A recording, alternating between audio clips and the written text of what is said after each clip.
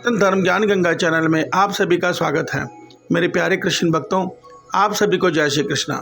श्री भगवान आप सभी का जीवन आनंदमय, मंगलमय, भक्तिमय तथा धर्म की राह में प्रशस्त करें। मेरे प्यारे कृष्ण भक्तों, आज रविवार के दिन हम अपने वेद से वैदिक विज्ञान के विषय में समझते हैं। आज का हमारा विषय है ओम क्या है, ओम का महत्व क्या है। आइए इसे हम विस्तार से समझते हैं। मेरे प्यारे कृष्ण भक्तों, आज संसार में हम सनातन धर्मी ओम को केवल एक शब्द मानते हैं, केवल एक ध्वनि मानते हैं और इस तरह की धारणा प्रचलित है कि ओम तीन शब्द से बना हुआ एक शब्द है। मगर वास्तव में ओम परमात्मा की वो शक्ति है जो ये सारी सृष्टि को रचकर उस सृष्टि को संचालित कर रहा है। आइए हम इसे विस्तार से समझते हैं। जय Shri Krishna.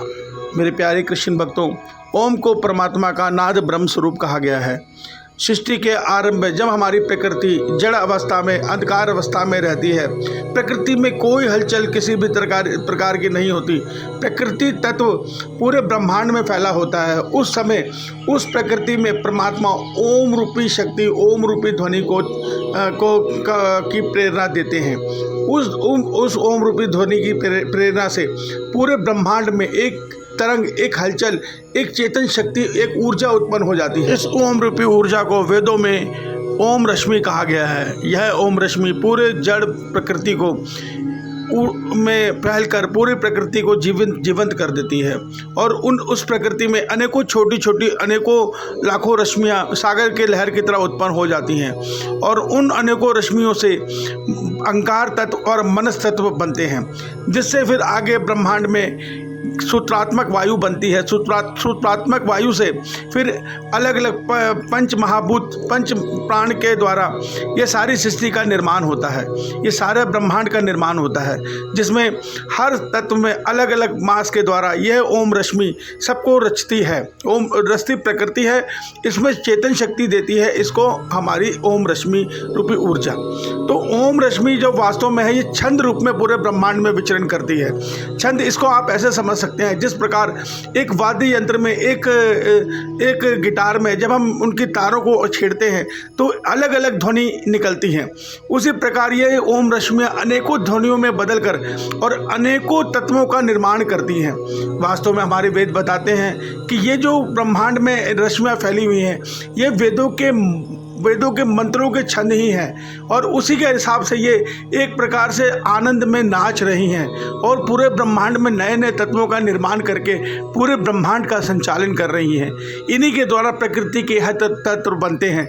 Neutron, electron, proton, quark, ये सब इन्हीं रश्मियों की देन है। इन्हीं रश्मियों के द्वारा, ओम रश्मि के द्वारा सारा सब ब्रह्मांड संचालित किया जा रहा है। ये बहुत ही महीन तरीके से, बहुत परफेक्ट मैथमेटिक तरीके से पूरा ब्रह्मांड संचालित हो रहा है। इसमें एक भी तत्व का विकार आ जाए तो ये पूरा ब्रह्मांड कोलैप्स हो जाए, मगर ऐसा नहीं होता। ओम रश्मि सबको बिल्कुल संतुलित रखती है। इतना ही नहीं, यह ओम रश्मि को गीता में ब्रह्म शक्ति भी कहा गया है। यही ओम रश्मि सूक्ष्म रूप में हर प्राणी के अंदर आत्मा रूप में विराजमान है। अर्थात हम ये देखें तो वास्तव में हमारा स्वरूप जीवात्मा के साथ हमारा वास्तविक स्वरूप ओम रश्मि का ही है।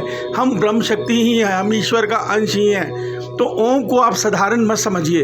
ओम परमात्मा की वो शक्ति है जो सारे ब्रह्मांड को एक्टिवेट करती है और जिस समय महाप्रलय का काल आता है तो जो क्रिया ब्रह्मांड के बनने में लगती है, ठीक उसके रिवर्स होने प्रक्रिया के द्वारा ये ब्रह्मांड डीएक्टिव होकर महाप्रलय में समा जाता है।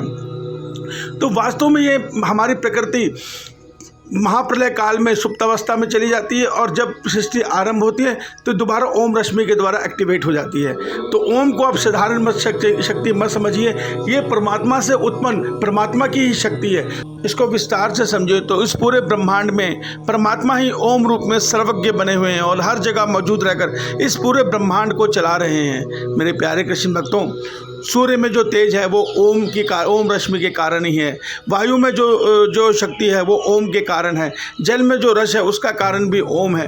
धरती जो अपने अक्ष पे घूम रही है, अपने धुरी पे घूम रही है और उर्वरक शक्ति जो धरती की है उसका कारण भी ओम ही है। तो वास्तव में इस ब्रह्मांड में जितने भी सृष्टि के कारक देवता हैं उन सबकी सृष्टि का स्रोत ओम ही है।